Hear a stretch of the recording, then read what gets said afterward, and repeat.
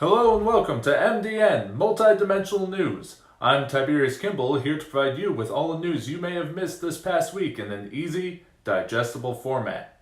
Our big story tonight, strange and unusual weather events have been occurring worldwide.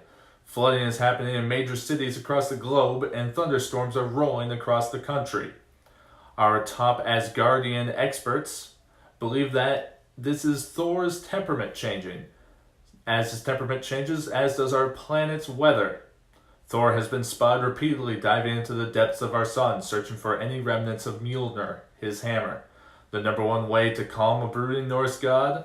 A conversation with his mother. Freya was flying around with a hammer of her own, speaking to her son. He's since been spending his time helping those affected by the severe weather changes. Including some good news, Nurse to the Gods Jane Foster has entered remission and is currently cancer-free. The Vampire Civil War has come to a close. Thor assisted here as well with Captain Marvel as they put a stop to the vampiric prison riot in Russia. In response to this prison riot, the Winter Guard, Russia's superhero team, exiled Dracula to Chernobyl. Meanwhile, the rest of the Avengers battled the Legion of the Unliving. It was a hard-fought battle that ended with the decapitation of Shadow Colonel by Blade. Sarge the Hellhound was also murdered by Thori, the best Asgardian murder dog. Unfortunately, the rest of the Legion of the Unliving were able to escape when She-Hulk lost control of her gamma radiation from the plague rats and let off a gamma explosion. Their whereabouts are currently unknown. As night continues into its 6th week, our dimensional trackers have discovered that Scarlet Witch has teleported to an ancient barbarian world. She was saved from a group of violent men in the desert by a warrior named Conan. Together they have fought off a giant scorpion and more violent men in the arid deserts. Wanda Maximoff and Conan found a shard of the night in the underground of Shadazar, a city founded around an oasis despite tying an enchanted cloak around her eyes. Wanda was still used to lead Nyx directly to the shard. The other shard retrieved by Hawkeye and Hulk after Hulk's murder of Hypnos, the god of dreaming. Unfortunately, it seems Hulk does not want to give up this shard of the night. He thrives in the dark. Earlier this week, Devil Hulk, an alter being of Hulk who wants to prune the human race in the way of making the world a better place, was seen with Doc Samson. They were inspecting the attack on Betty Banner's house, who was presumed killed, but her body is nowhere to be found. Speaking of which, the body of Rick Jones, who was killed by Hydra 3 years ago, has also disappeared. Project Blossom, a Stark Unlimited project that will detect Skrulls worldwide at any moment, experienced a setback as guards in the lower levels of one of the project buildings were murdered this past week by an unknown alien creature. There are also increased reports of a hunter on the street searching for Skrulls to kill. Again, we'd like to note there have been no Skrull sightings in years, and people like this hunter are only adding to the fear of the issue that requires no additional panic. More horror on the streets in San Francisco as the Venom symbiote, seemingly unattached to a host, attacked the car of an older man and the preteen boy previously seen with Eddie Brock.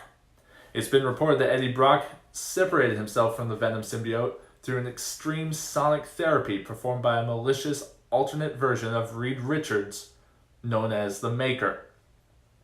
Speaking of the West Coast, we have an update on the disappearance of the West Coast Avengers. They were last reported raiding the Church of the Shifting Sun, which we would like to admit we were on the wrong last time. It is indeed a church of vampires. Our bad.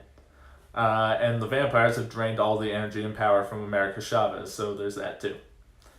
They are set to be rescued by teammates Quentin Quire and Gwenpool, along with Fuse's sister Ramona and the mother of Kate Bishop. We've dug a little into the history of Fuse and discovered that his mother is an expatriated Wakandan. In fact, she was part of the Dora Milaje, the elite all-female guard that protects Wakanda royalty. It appears she left some equipment behind for her children, as Ramona was spotted in full vibranium Dora Milaje garb.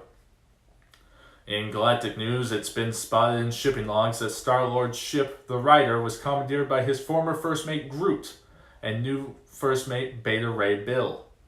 Annihilus, lord of the antimatter underverse, firstborn son of Oblivion, was subjugated by Hela and Thanos' former Black Order. They believe he is the only one who knows where to find Thanos' head. Finally, the Dark Guardians, led by Thanos' brother Eros, aboard the Lilandra 4, the flagship destroyer of the Shi'ar Royal Armada, pinned down the disheveled Richard Rider of the Nova Corps. They believe he knows the location of Gamora, who's presumed to be the next Thanos. Gamora is rumored to be on Half-World, hunting for a rocket raccoon, for unknown reasons.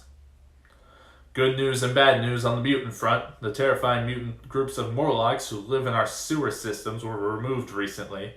Unfortunately, instead of being sent away, they were given their own country in the formerly occupied territory of Chernea. Wolverine and Cyclops' new team of X-Men defeated the Marauders who had taken control of the territory. They are now joined by former Morlock, the fire-breathing mutant Chamber. Scandalously, it is rumored that an agent from the State Department assisted the X-Men in this takeover of a foreign country. Ugh, disgusting. More news from the Age of X-Men dimension. It appears that Studio X, a subsidiary of that dimension's team of X-Men, refuses to collaborate with any other studios, especially after an explosion occurred in their studio. This was rough on the Cuckoo Sisters, triplets who work in the separate studios. In this universe, where individualism is lauded, the familial relations between the three girls is considered disgusting. However, this doesn't stop underground clubs from popping up where mutants in masks participate in romantic and sexual relations. At the Worthington Institute, a school for that universe's young mutants, there appears to be one mutant who remembers our world. Glob seems to remember everything. A group of these students are aligned with Apocalypse's extracts. However, they appear violent as they plan to bomb the Worthington Institute's library. Now it's time for your New York City update.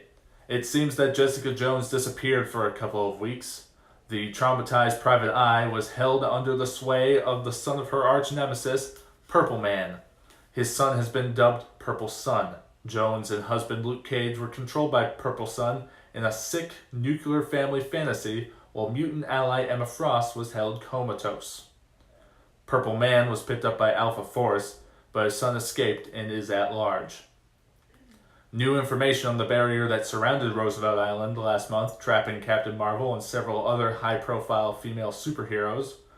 It appears that Nuclear Man, who had controlled Roosevelt Island, lured Carol Danvers into his dystopia, with help from his son Sam, as an attempt to wed her and breed the perfect strong heir. What's worse is it's sounding as though he recruited one of Danvers' longtime frenemies, Rogue, from the X-Men.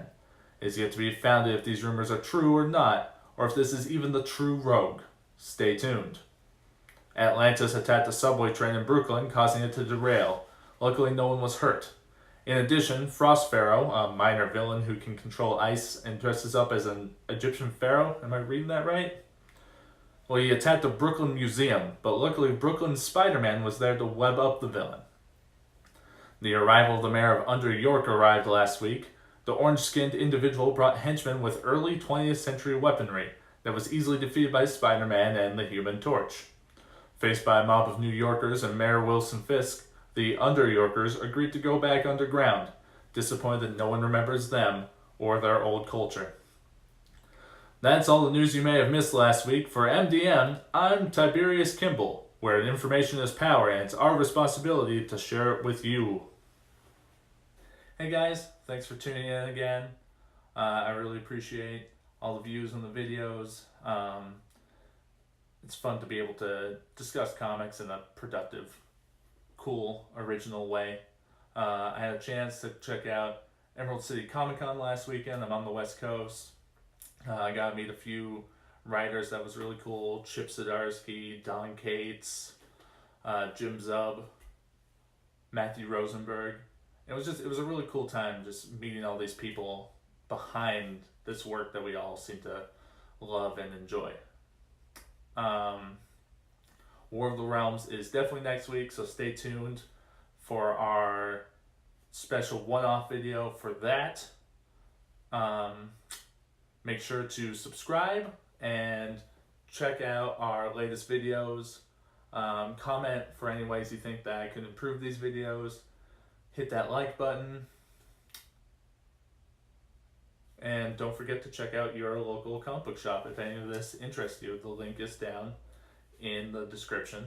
And just go and pick up a comic. Don't wait for my videos to come out to find out what's happening. Buy one for yourself. Until next time, thanks for tuning in.